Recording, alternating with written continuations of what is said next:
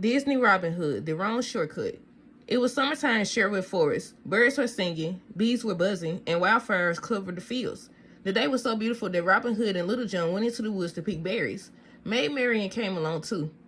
The sweetest berries can be found on the other side of the creek, Little John declared, and I know how to get there. A little while later, the three reached the creek. It was wide and deep. A rickety bridge went over the water. Little John stepped onto the bridge. The wood groaned under his weight.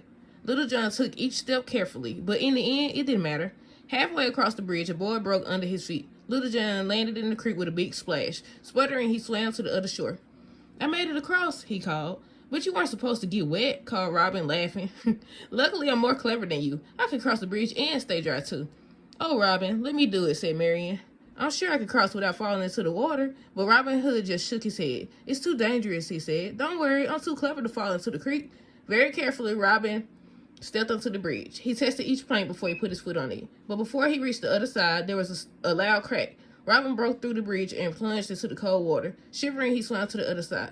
The bridge is far too dangerous, Robin called to Marian. Don't cross. You'll only fall into the water. But Marian just smiled. Cautiously, she tiptoed her way onto the bridge. Since she was lighter than Robin and Little John, she made it all the way to the other side without getting a drop of water on her dress. How'd you do that? Robin asked later as they danced. Maid Marian smiled. Bigger and stronger doesn't always work better, true, she said. Sometimes you need a Marian to do a Marian man's job. The end.